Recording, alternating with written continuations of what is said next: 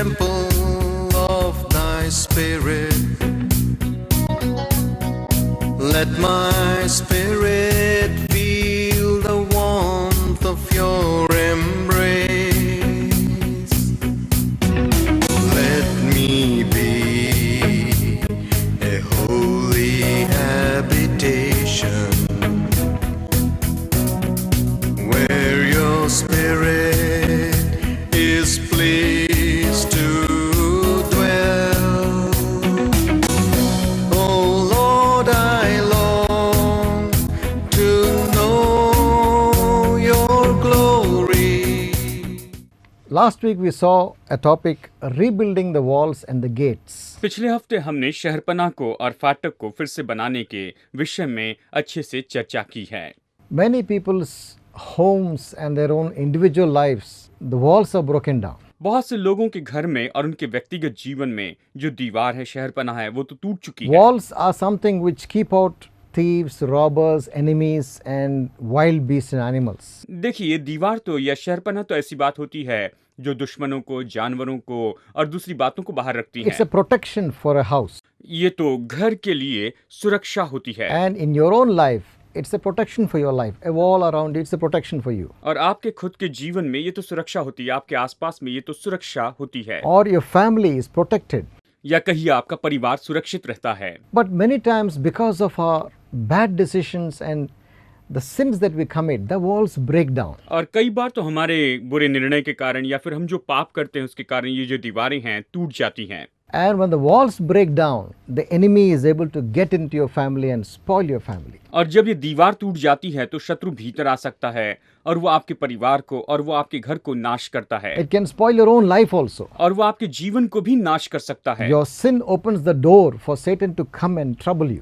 आपके पाप जो है वो तो द्वार खोलते हैं कि शैतान भीतर में आए और आपको परेशान करने लग जाएं। Maybe the relationship between the husband and the spouse is not good. हो सकता है कि पति और पत्नी के बीच का जो संबंध है शायद वो अच्छा नहीं हो, That also opens the door for Satan to come and destroy your relationship. और वो भी द्वार खोलता है कि शैतान भीतर आए और वो आपके परिवार को या आपके संबंध को नाश कर दे। Maybe your relationship to your children was not good. शायद हो सकता है कि आपके बच्चों के साथ आपका जो संबंध है वो अच्छा नहीं है। You were not a loving father. आप शायद हो सकता है कि प्यार करने वाले पिता नहीं हैं, Or you were not a loving mother. या हो सकता है कि आप प्यार करने वाली माता नहीं हैं, And the children became bitter. और जो बच्चे हैं वो तो पूरी तरह से कड़वे हो जाते हैं। And because of the bitterness, they ran away they went into bad habits. और इस कड़वाहट के कारण ही वो दूर चले जाते हैं और वो पूरी तरह से बुरी संगत में, बुरी आदतों में फंसते जाते हैं। There also your walls are broken down and the children are destroyed by Satan. और वहां पर भी आपकी जो दीवारें हैं वो तो तोड़ दी जा रही है और जो शैतान है वो आपके बच्चों को नाश कर देता है।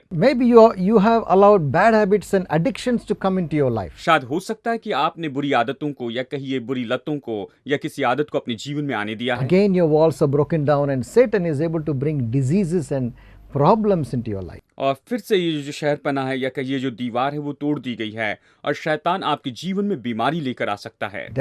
Satan can destroy your family, your health, your business, your children and everything. और शैतान जो आपके परिवार, आपकी तंदुरुस्ती, आपके व्यापार, आपके बच्चों को और ऐसी सारी चीजों को नाश कर सकता है। It's important that you build the walls and build up the gates again. और ये बहुत ही महत्वपूर्ण है कि आप उन शहरपनाह को और उन फाटकों को फिर से बना लें। We were studying from the book of Nehemiah. हम नेहमिया की किताब से अध्ययन कर रहे थे How the Jerusalem walls and the gates were broken down by the enemies. और कैसे शत्रुओं ने यरूशलेम की शहरपनाह को और यरूशलेम के फाटकों को तोड़ दिया था। हमने इस बात के बारे में देखा। Because they kept on sinning against God, they kept on disobeying God. Finally, God allowed the enemies to break down the gates and the walls. और जबकि वो तो निरंतर परमेश्वर के विरुद्ध में पाप कर रहे थे, परमेश्वर की आज्ञा भंग कर रहे थे, तो परमेश्वर ने शत्रुओं को अनुमति दी कि वो यरूशलेम के शहरपनाह को तोड़ दें। After many years, Nehemiah wanted to rebuild the walls and the gates of Jerusalem. और कई सालों के बाद में नेहमिया चाहता था कि यरूशलेम की जो शहरपनाह है और दीवार जो है वो फिर से बनाई जाएं। And from the story of Nehemiah, we can learn how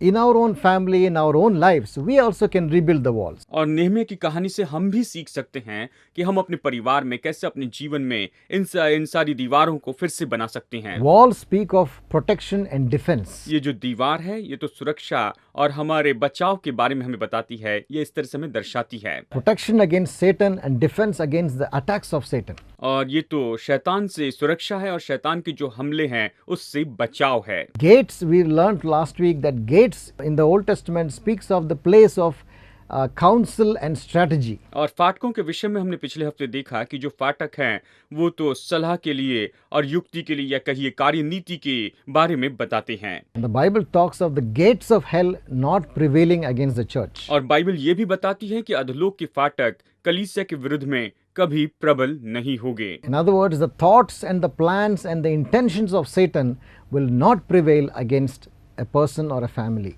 दूसरे शब्दों में शैतान की युक्ति, शैतान की योजना, ये जो कुछ भी है ये परिवार के विरुद्ध में और आपके जीवन के विरुद्ध में कभी सफल नहीं होंगे। And we saw that the first thing that we need to do to rebuild the wall is to honestly assess the problem.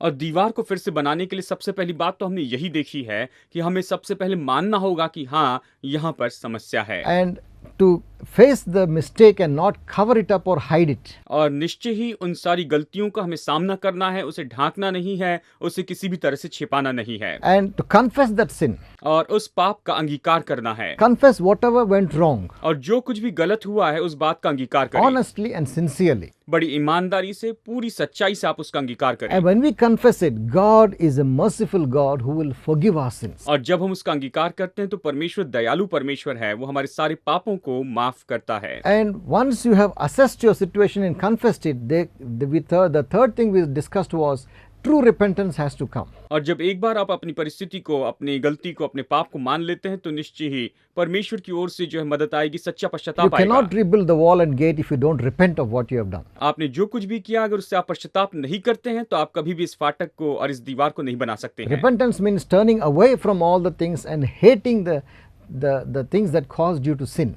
और पश्चाताप का मतलब तो यही है कि इन सारी बातों से, इन सारे पापों से फिर जाना और उससे पूरी तरह से नफरत करना। You have an anger. Why did I do such a wrong thing? I will not do it again. आपके अंदर मानो एक गुस्सा होता है कि मैंने ये सब कुछ क्यों किया है, मैं इसे फिर कभी नहीं करूंगा। And you turn to God. और आप परमेश्वर की ओर मुड़ कर आते And हैं। you turn to Jesus Christ. आप यीशु मसीह के पास आते And हैं you receive His help and strength to reject that sin. और आप उसकी मदद पाते हैं, उसकी ओर से बल पाते हैं कि आप उस पाप का इनकार कर सके। And when you truly repent, God will help you to overcome it. और जब आप सच में पश्चाताप करते हैं तो परमेश्वर आपकी मदद करेगा कि आप उस पर जयवंत हो जाएं। Because when you repent truly, that shows that you're a humble person. और क्योंकि जब आप सच में पश्चाताप करते हैं तो इस बात को ये दर्शाता है कि आप एक नम्र व्यक्ति हैं। A proud person will find it very hard to repent. और घमंडी व्यक्ति के लिए पश्चाताप करना बहुत ही मुश्किल हो जाता है। First of all, a proud person cannot even accept that he has done a wrong thing. सबसे पहले घमंडी व्यक्ति स्वीकार ही नहीं करता है कि उसने कुछ गलत किया है। They will deny it. और वो तो सीधा इसका इनकार करते हैं। They always think they're right in everything. वो हमेशा ये सोचते हैं कि हर बात में केवल वही सही हैं। They will never be able to rebuild the walls. वो कभी भी इन दीवारों को वापस नहीं बना सकते हैं।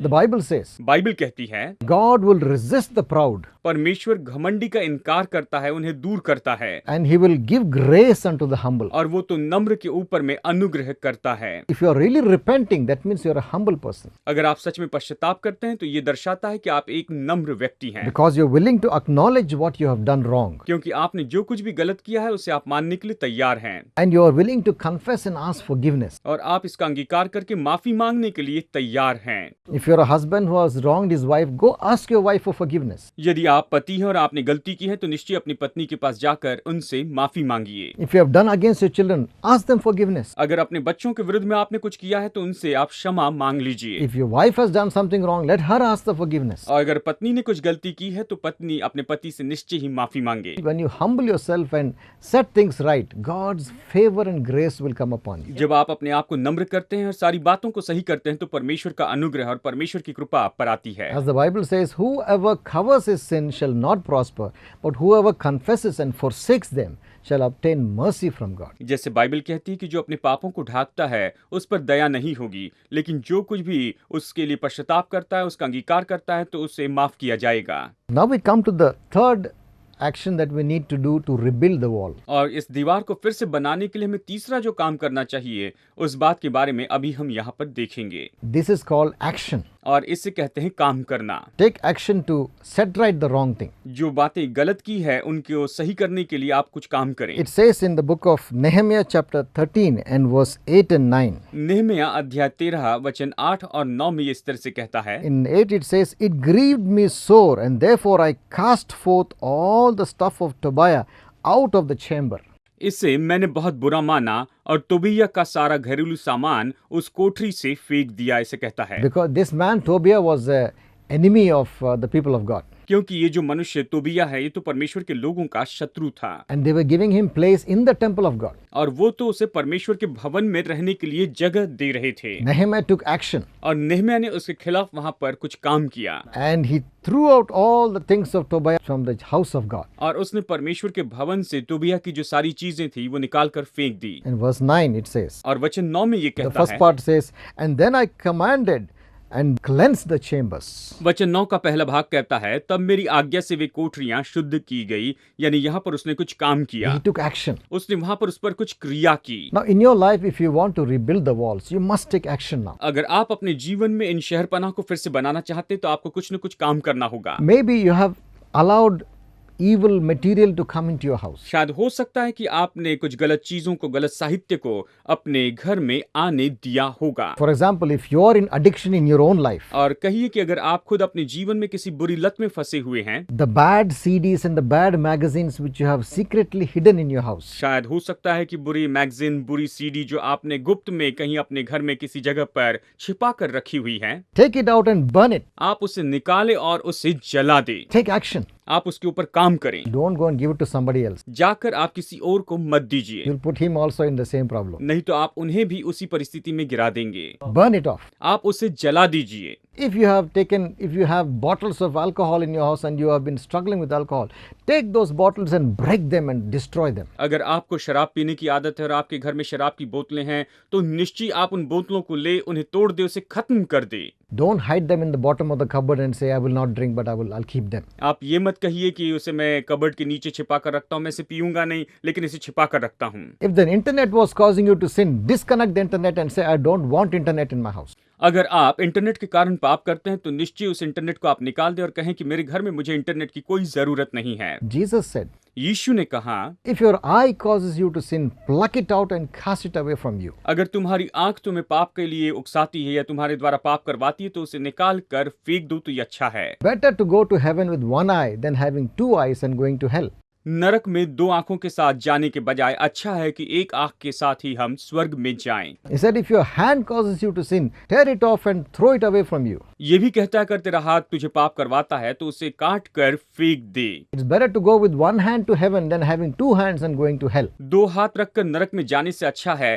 कि एक हाथ रखते हुए स्वर्ग में जाएं। Doesn't mean you take a knife and cut your hand, इसका सच में ये मतलब नहीं है कि आप चाकू ले और अपने हाथ को काट दे, but it means that you take strict action against what was causing the problem. लेकिन इसका ये मतलब है कि जिसके कारण ये समस्या होती है उसके विरुद्ध में आप बिल्कुल सटीक और बहुत ही कठोरता से क्रिया करें। Strong action. बहुत ही मजबूत ऐसे उसके विरुद्ध में काम करें। Throw the things out that was causing you to sin. जिन बातों के कारण आप पाप करते हैं उन सारी चीजों का आप बाहर फेंक दें। Throw the things out that was causing breakup in your family. आपके परिवार में जो बातें तोड़ रही है, संबंध को तोड़ रही है, उन सारी चीजों को आप दूर कर दें। Don't play with fire. आप आग से खिलवाड़ न करें। Don't think that you can keep it somewhere secretly and you won't be tempted again. You will be tempted again. आप ये न सोचे कि मैं इसे कहीं गुप्त में छिपा कर रखूंगा और इसके बाद में मेरी कभी कोई परीक्षा नहीं होगी। नहीं, आपकी परीक्षा फिर से होगी। People think that, oh, I'm very strong, I will not fall. लोग इस तरह से सोचते हैं, मैं तो बहुत ही मजबूत हूं, मैं नहीं गिरूंगा। Don't deceive yourself. आप अपने आप को धोखा न दें। Satan knows all your weaknesses. शैतान आपकी सारी कमजोरियों को जानता है। He knows how to trap you. वो जानता है कि आपको कैसे जाल में फंसाएं। And when you leave the things without destroying them, taking action,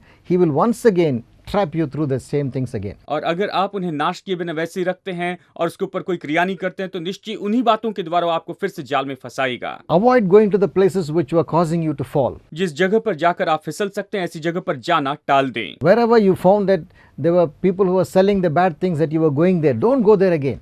आप पहले जहां भी बुरी चीजें खरीदने के लिए जाते थे उस जगह पर अभी फिर कभी न जाएं। You must take action. आपको इसके लिए क्रिया करनी है। Because when you take action, it shows that you are sincere. क्योंकि जब आप उसके विरुद्ध में कुछ काम करते हैं तो ये दिखाता है कि आप इसके बारे में बहुत ईमानदार हैं। When you burn the wrong things, God sees your sincerity. और जब आप उन गंदी चीजों को जला देते हैं, परमेश्वर आपकी ईमानदारी देखता है। Don't think that, oh, this is very expensive stuff, let me give to somebody else. आप ये ना सोचे, ओ ये तो बहुत ही कीमती चीज है, चलो मैं इसे किसी और को दे देता हूँ। Whatever caused you to be destroyed is not expensive. It is foolish.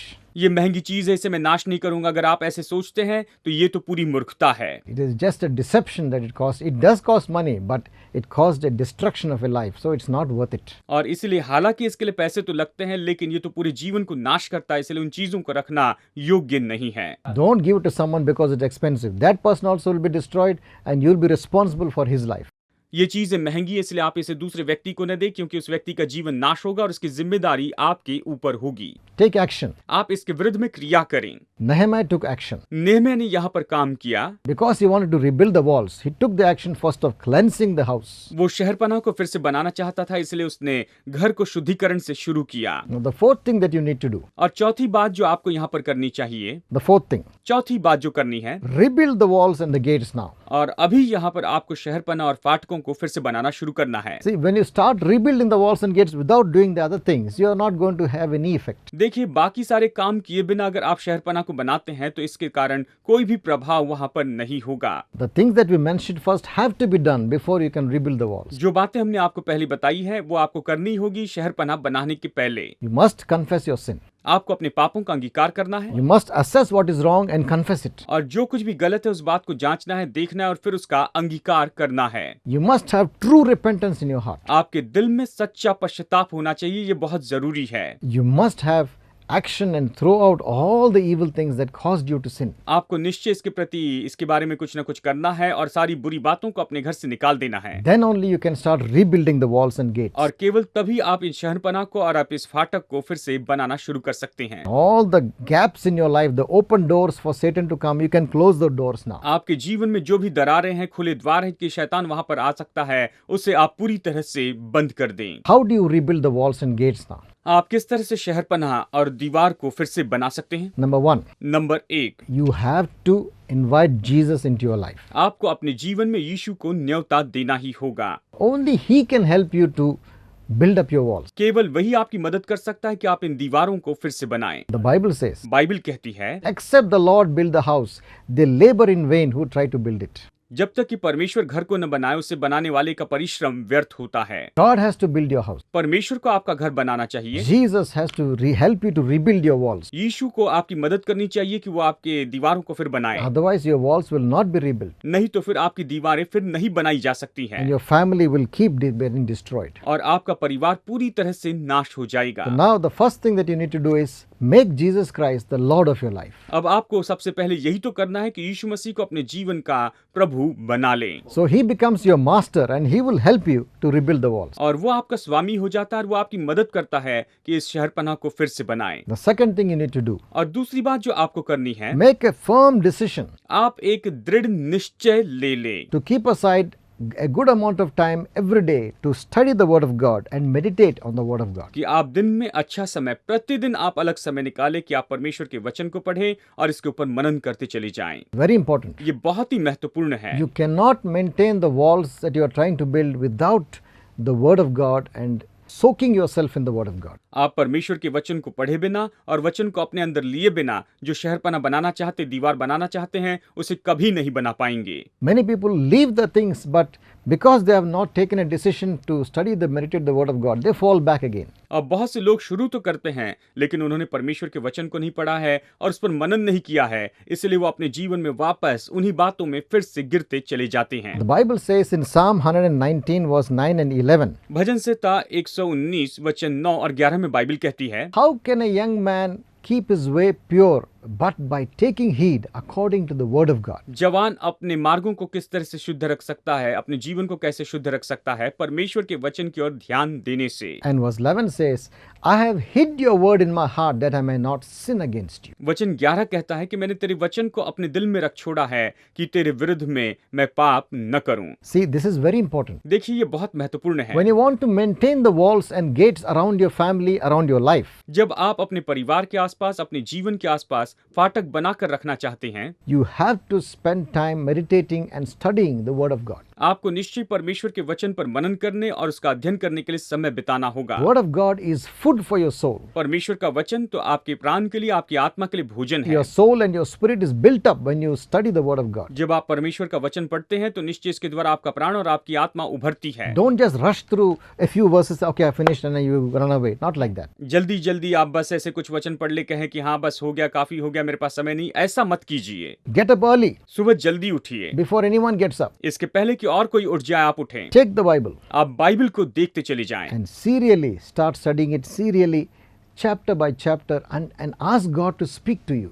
और बाइबल का आप अच्छे से अध्ययन करें, एक एक अध्याय को आप पढ़ते चले जाएं, परमेश्वर से आप मदद मांगें। Some people just open and read whatever comes and close it. That's not the way to read the Bible. देखिए कुछ लोग बाइबल बस खोलते हैं, जो भी पन्ना निकला उसे पढ़ते हैं। बाइबल पढ़ने का ये तरीका नहीं होता है। Just like playing lottery. ये तो मानो लॉटरी के खेल के जैसे होगा। Just throw something and hope something comes out. बस वहां पर कुछ खींच लेते हैं, कुछ फेंकते हैं, आशा करते हैं कि कुछ न कुछ मिल जाएगा। You have to study the word of God like how you study any book. आप किसी भी किताब का जैसे अध्ययन करते हैं, बिल्कुल उसी तरह से आपको परमेश्वर के वचन का अध्ययन करना होगा। When you read a story book, you will not just open one page and read, then next time open some other page. You won't understand the story. अगर आप कहानी की किताब पढ़ते हैं तो ऐसा नहीं कि बस कभी एक निकाला, एक पन्ना पढ़ लिया, उसके बाद में दूसरा कोई कहीं से दूसरा पन्ना पढ़े, तो इस तरह से आप उस कहानी को कभी भी नहीं समझ पाएंगे। Take the New Testament. आप नए नियम को लीजिए, Start from Matthew. मत्ती से शुरू कीजिए, Book by book, chapter by chapter, go till the end of the Bible. एक एक किताब, एक एक अध्याय पढ़ते हुए आप बाइबल के अंत तक आगे बढ़ते चले जाएं। Every day spend half an hour to 1 hour studying the word and meditating on the word of God. प्रतिदिन आधा घंटा या 1 घंटा परमेश्वर के वचन का अध्ययन करते हुए, उस पर मनन करते हुए आप जरूर बिताएं। Your walls will become strong. आपकी जो दीवारें हैं वो मजबूत होगी। Satan will not be able to come in and destroy your life. शैतान भीतर आकर आपके जीवन को नाश नहीं कर पाएगा। The word of God will become a shield for you. परमेश्वर का वचन आपके लिए ढाल हो जाएगा।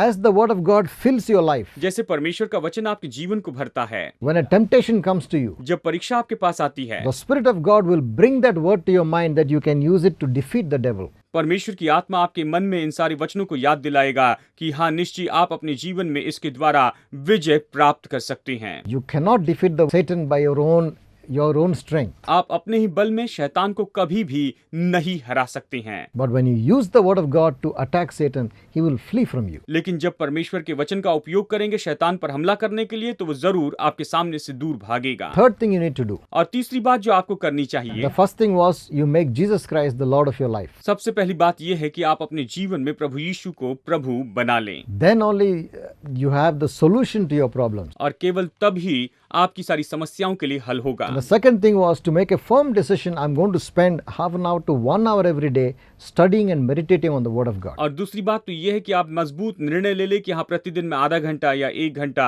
मैं बाइबल पढ़ूंगा, परमेश्वर के वचन पर मैं मनन करते चले जाऊंगा। Third thing you need to do. और तीसरी बात जो आपको करनी है, You need to start a daily time of family prayer and Bible study and worship together as a family. और निश्चय आपको समय निकालना है कि एक परिवार के रूप में आप बाइबल स्टडी करें, बाइबल का अध्ययन करें और प्रार्थना और आराधना पारिवारिक रूप में करें। Even if you don't have any problem, still it's a very good habit to have. अगर कोई समस्या नहीं है, फिर भी इस तरह से करते जाना ये बहुत ही अच्छी आदत होती है। Because there is a very nice saying. क्योंकि एक बहुत ही अच्छी कहावत है, A family that prays together will stay together. जो परिवार एक साथ मिलकर प्रार्थना करता है वो एक साथ बना भी रहता है। Because God's favor comes upon a family who meets together and worships Him together. God loves such families. क्योंकि परमेश्वर की कृपा ऐसे परिवार पर आती है जो एक साथ आते हैं, एक साथ प्रार्थना करते हैं। परमेश्वर ऐसे परिवार से प्यार करता है। Take time to every day fix a time and all of you as a family sit together and worship God. आप निश्चय समय निकालें, एक साथ बैठे रहें, एक परिवार के रूप में आप मिलकर परमेश्वर की आराधना करते चले जाएं। Study a chapter of the Bible that day. उस दिन बाइबल के एक अध्याय का आप वहां पर अध्ययन करते जाएं। Pray together. एक साथ मिलकर प्रार्थना करें। Bring your needs together. अपनी जरूरतें एक साथ आप लेकर आएं। The problems that you're facing in your family, bring it and pray together for the problems. परिवार के रूप में आप जिन समस्याओं का सामना कर रहे हैं, आप उन्हें एक साथ सामने In a रखें। family that prays together, the walls walls are very strong around that family. जो परिवार एक साथ प्रार्थना करता है उस परिवार के आसपास की दीवारें बहुत ही मजबूत होती हैं The children also will be involved in the prayer. और बच्चे जो है वो भी प्रार्थना में जुड़ जाते हैं They will be strong in their life. और वो अपने जीवन में मजबूत होते हैं They will remember all the blessings, how God answered their prayers, and their faith will be very strong. और वो अपनी आशीषों को याद रखेंगे कि कैसे परमेश्वर ने उनकी प्रार्थनाओं का उत्तर दिया है और उनका विश्वास बहुत मजबूत हो जाएगा। Fourth thing I would say, और चौथी बात जो मैं आपसे कहना चाहता हूँ, spend time every week. Take time aside to fast and pray. और हर एक हफ्ते आप उपवास और प्रार्थना करने के लिए एक समय निश्चित निकाल कर रखें। Some people cannot fast a whole day. कुछ लोग पूरा दिन भर उपवास नहीं कर पाते हैं Some people can easily do it. और कुछ लोग बड़ी आसानी से इसे कर पाते हैं, But take time aside to fast. लेकिन कुछ भी हो उपवास के लिए आप समय जरूर निकालें, Once a week at least. हफ्ते में कम से कम एक बार, Because fasting humbles your soul. क्योंकि जो उपवास है वो आपके प्राण को बहुत ही नम्र करता है। ये बात सच है। And when you fast and pray, it gives power to your prayer. और जब आप उपवास करके प्रार्थना करते हैं तो यह आपकी प्रार्थना को मानो सामर्थ्य देता है, Because there is sacrifice involved. क्योंकि इसके अंदर में देखिए यहाँ पर बलिदान जुड़ा होता है। You're sacrificing the food that you need. आपको जिस भोजन की जरूरत है आप उसका बलिदान कर रहे हैं। Maybe one meal, maybe 2 meals, maybe 3 meals. शायद हो सकता है एक समय का भोजन या 2 समय का भोजन या 3 समय का भोजन आप बलिदान कर सकते हैं। And at that time, when you spend more time in prayer and worship and seeking God, your prayers will be answered. और उस समय जब आप प्रार्थना में आराधना में ज्यादा समय बिताते हैं, परमेश्वर को खोजते रहते हैं, तो आपकी जो प्रार्थना है उसका जवाब आप जरूर प्राप्त करेंगे। Your walls will be very strong. आपकी दीवारें बड़ी मजबूत होगी And Satan will find it hard to find any cracks in the wall to get in. और भीतर आने के लिए शैतान को उस दीवार में किसी तरह से कोई दरार नहीं दिखेगी और शैतान उसमें से भीतर नहीं आ पाएगा। The cracks come because of carelessness. और लापरवाही के कारण ही तो ये दरारें वहां पर आती हैं। We don't realize the power of the enemy. हम शत्रु की सामर्थ को नहीं समझते हैं। Oh, we think that he is just a weak person. ओ, हम सोचते हैं ये तो बस कमजोर व्यक्ति है। No, no, no, no. नहीं नहीं नहीं, He has got a lot of experience, 6,000 years of experience in dealing with human beings. उसके पास बहुत सा अनुभव है। मनुष्य के साथ व्यवहार करते हुए उसे लगभग 6000 साल का अनुभव है।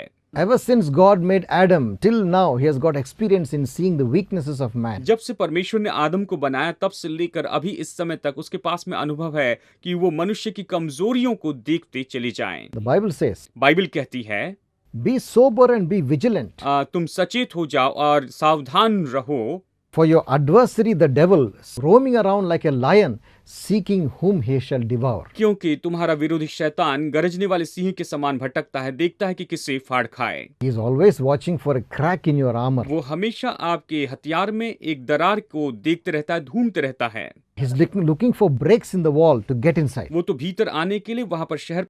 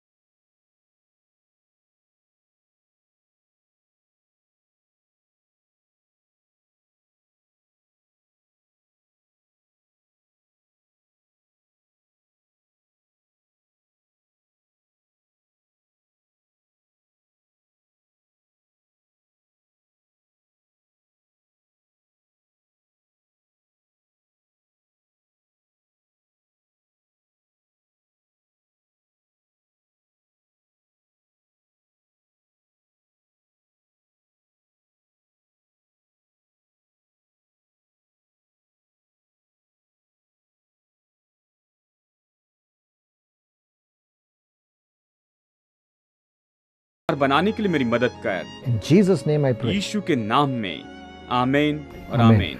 आमीन।